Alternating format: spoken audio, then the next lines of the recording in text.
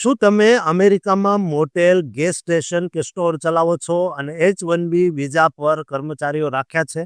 તો સાવધાન થઈ જજો, કારણ કે વર્ષ 2026માં ટ્રમ્પ વહીવટીતંત્રના જાસૂસો ગમે ત્યારે તમારા દરવાજે ટકોરા મારી શકે છે.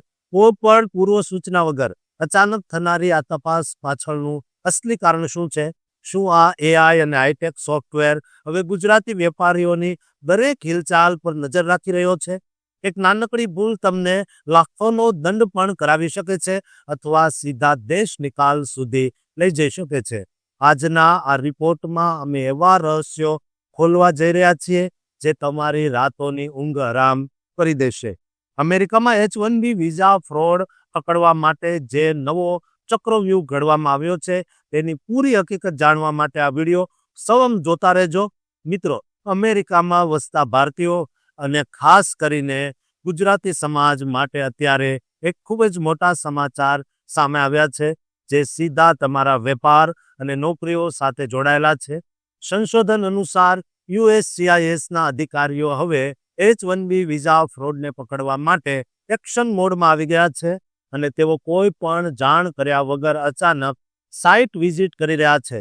આ તપાસ કોઈ મોટી ઓફિસો પૂરતી મર્યાદિત નથી, પરંતુ તેમાં રિટેલ સ્ટોર્સ, મોટા મોલ્સ, ગેસ સ્ટેશન અને મોટેલ્સનો પણ સમાવેશ થાય છે. વર્ષ 2026માં ટ્રમ્પ વહીવટીતંત્ર હેઠળ આ પ્રક્રિયા અત્યંત કડક બનાવી દેવામાં આવી છે. જોકે આનો અર્થ એ નથી કે તેઓ માત્ર ગુજરાતીઓને જ નિશાને લઈ રહ્યા છે, પરંતુ જ્યાં પણ ફ્રોડની શંકા જાય ત્યાં તેઓ ત્રાટકે છે. આ વિઝિટ્સ દરમિયાન અધિકારીઓ મુખ્યત્વે 3 વસ્તુઓ તપાસે છે. પહેલી એ કે વર્કરને અરજીમાં લખ્યા મુજબ પૂરો પગાર મળે છે કે નહીં. બીજી, વર્કર તે જ લોકેશન પર કામ કરે છે જે પેપર્સમાં દર્શાવ્યું હતું. અને ત્રીજી બાબત એ કે તેની જવાબદારીઓ H-1Bના નિયમો મુજબ છે કે નહીં. જો આ તપાસમાં કંઈ પણ શંકાસ્પદ જણાય અથવા કોઈ અનડોક્યુમેન્ટેડ વર્કર મળી આવે તો આઈસ જેવી સંસ્થાઓ પણ આ તપાસમાં જોડાઈ શકે છે અને કાયદેસરની કાર્યવાહી કરી શકે છે. હવે આ બધું પકડવા માટે USCIS ટેકનોલોજીનો સહારો લઈ રહી છે. તેઓએ હવે ઓનલાઈન ટીપ ફોર્મ શરૂ કર્યું છે જેના દ્વારા કોઈ પણ વ્યક્તિ અનામી રીતે ફરિયાદ કરી શકે છે. એટલું જ નહીં, પણ વર્ષ 2026માં આર્ટિફિશિયલ ઇન્ટેલિજન્સ એટલે કે AI અને ડેટા એનાલિસિસનો ઉપયોગ કરીને જે કંપનીઓ અચાનક ઘણી બધી H-1B અરજીઓ કરે છે તેમને ફ્લેગ કરવામાં આવે છે.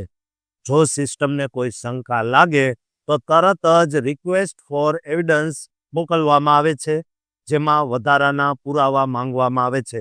ગુજરાતી વેપારીઓ પર આની અસર વધુ જોવા મળી શકે છે, કારણ કે અમેરિકામાં લગભગ 70% મોટેલ ઉદ્યોગ પર ગુજરાતીઓની માલિકી છે અને તેઓ મોટી સંખ્યામાં H-1B ધારકોને રોજગાર આપે છે.